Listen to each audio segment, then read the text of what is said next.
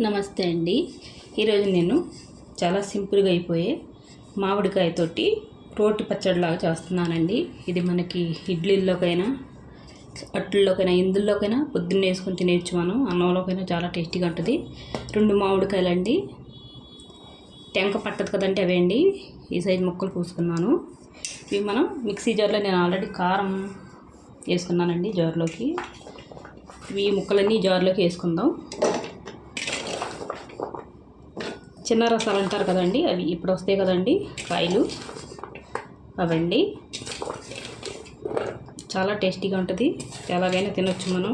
ఇడ్లీలోకైనా చాలా టేస్టీగా ఉంటుంది. ఏ టిఫిన్లోకైనా చాలా టేస్టీగా ఉంటుందండి పచ్చడి. చాలా సింపుల్గా ఏమీ వేయకుండా సింపుల్గా చేసేసుకోవచ్చు.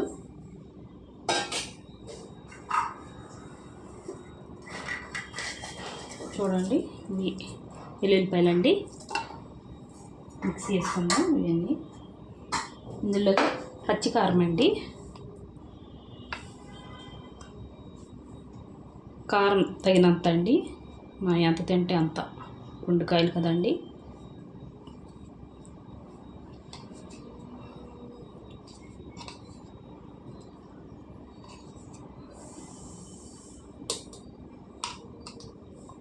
ఆరు 7 స్పూన్లు వేసానండి నేను. ఉప్పు అండి రుచికి తగినంత చూసుకొని వేసుకుందామండి. మళ్ళీని మిక్సీ పట్టుకుందామండి. చూడండి, ఇలా కచ్చా పచ్చగా వేసుకోవాలండి. కారం నేను ఇంకొక స్పూన్ వేసుకుంటానండి.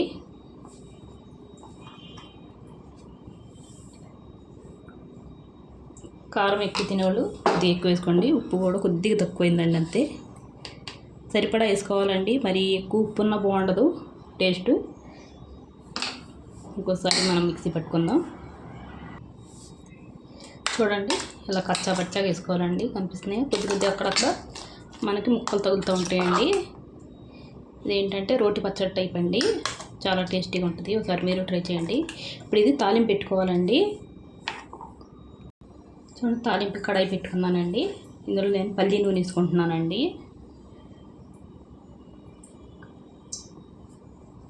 100 గ్రాముల పైన వేసుకున్నానండి నేను పల్లి నూనె. నూనె కొద్దిగా ఎక్కువ ఉంటేనే బాగుంటుందండి. కొద్దిగా వేడెక్కాలండి నూనె. చూడండి, నూనె వేడెక్కిందండి. కొద్దిగా మెంతులండి, ఒక చిన్న స్పూను.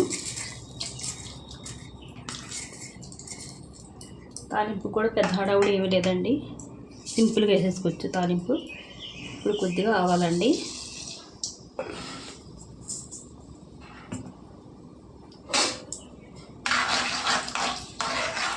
మామిడికాయ ముక్కలు కోసుకోవడమే లేట్ అండి, చాలా స్పీడ్గా అయిపోద్ది ఈ పచ్చడి. మనకి 10 రోజుల వరకు నిల్వ ఉంటుందండి.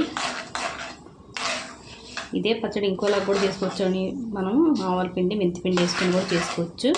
అదైతే 1 నెల 2 నెలలు నిల్వ ఉంటుందండి ఆ పచ్చడి అయితే. ఈ కొద్దిగా ఏగాలండి ఆవాలుని, మెంతులు. చూడండి, ఆవాలు ఎగిపోయాయి, చెక్కట్లు వస్తున్నాయి కదండి.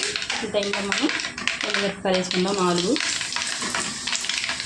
కొద్దిగా ఒకసారి ఇలా కలుపుకొని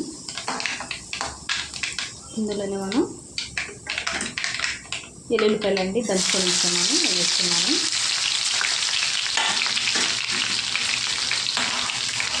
కొద్దిగా వేగాలండి వెల్లుల్లిపాయలు, కొద్దిగా వేగితే సరిపోతాయండి.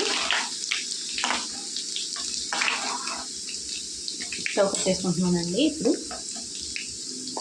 ఇందులో మనం కొద్దిగా ఇంగువ వేసుకుందాం. 1 స్పూను ఇంగువ అండి. చాలా సింపుల్గా అయిపోద్దండి పచ్చడి, చాలా టేస్టీగా కూడా ఉంటుంది. వాడికన్నా రేపు ఇంకా బాగుంటుందండి. ఇందులో మనం ఈ పచ్చడి వేసేసుకుందామండి. నూరుకున్నాం కదా ఆ పచ్చడి.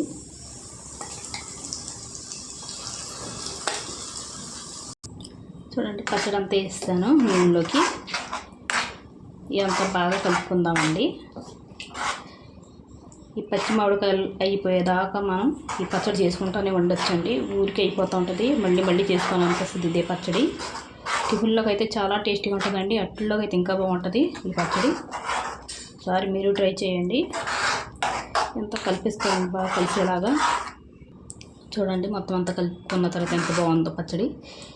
ఇందులోకి నేను పచ్చికారం వేసానండి. పచ్చికారం వేసుకోండి, బాగుంటుంది టేస్ట్. ఇంతేనండి వీడియో. నచ్చితే లైక్, షేర్, సబ్స్క్రైబ్ చేసుకోండి.